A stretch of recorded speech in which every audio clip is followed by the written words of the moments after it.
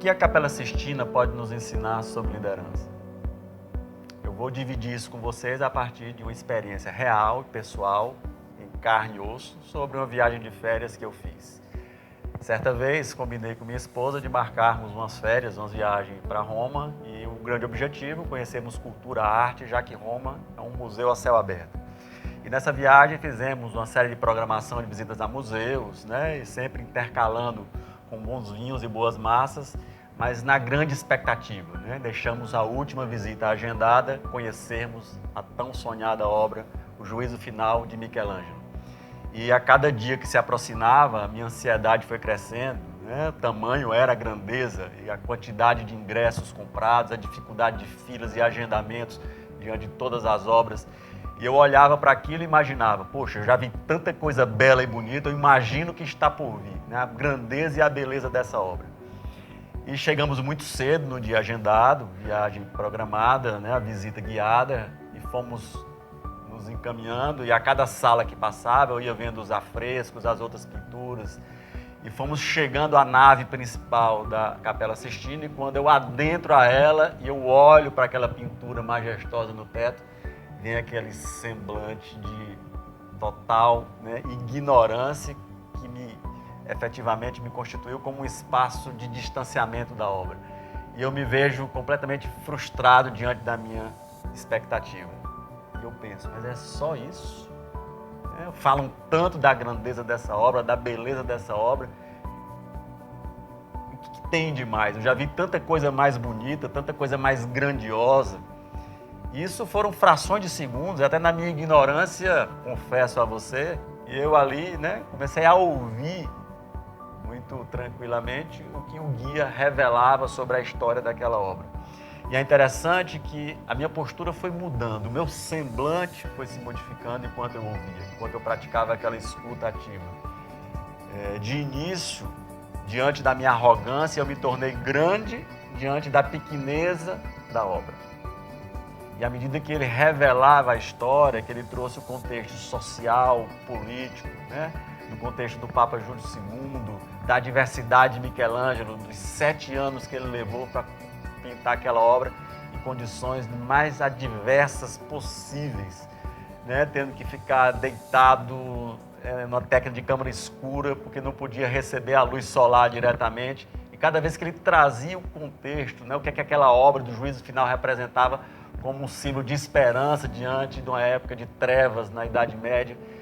E assim eu fui me tornando pequeno, enxergando aquela obra cada vez maior. E meu coração foi se abrindo para aquilo. E essa história, cada vez mais que ele trazia esse relato, mais eu tinha consciência do tamanho e da grandiosidade, mais eu admirava aquela obra.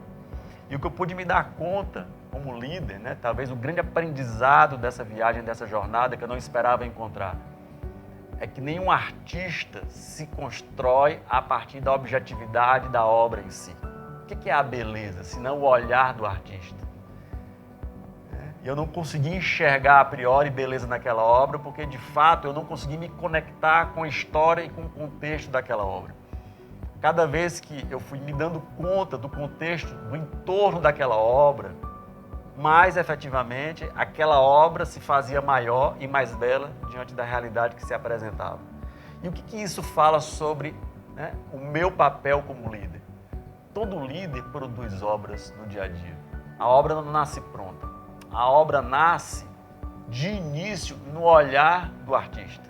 Se eu não for capaz de olhar para cada um e enxergar o potencial, a obra que existe em estado nascente, essa obra não se constitui. E esse é o grande desafio como líder, descongelarmos o nosso olhar. Como o próprio Michelangelo revelou, né? Quando perguntado como é que ele produz obras-primas, né? Davi de Michelangelo, como uma das grandes obras da humanidade, a partir de blocos de mármore. E ele responde, a obra já estava lá, eu tive apenas que enxergá-la e tirar o excesso. Quantos Davis estão presentes no nosso dia a dia, nos nossos colaboradores, nas nossas equipes, mas que eu não sou capaz de enxergar. E por não enxergar, eu mato o estado nascente. Eu não permito que o melhor do outro possa não acontecer, porque eu não estou disposto a efetivamente dar essa possibilidade a ele. Então, eu acho que o grande desafio nosso como líder é exercitarmos essa leveza no olhar e enxergarmos o melhor do outro a partir desse contexto, entendendo que cada colaborador tem uma história de vida que é única. Ele vive muitas vezes em condições sub-humanas de uma realidade árida, de adversidade, de dor, de sofrimento, de crime. E eu quero que esse mesmo colaborador muitas vezes siga regras e normas e encante o meu cliente e seja capaz de produzir uma experiência de encantamento. Mas é impossível ele reproduzir isso se ele não tem isso a partir do contexto que ele recebe. E se eu, como líder, não for capaz de enxergar isso, eu não sou capaz de transformar essa realidade. Então, que nós possamos aprender como líderes a produzirmos obras a partir dos nossos olhares, possibilitar ao outro a nascer o seu melhor a partir do meu melhor.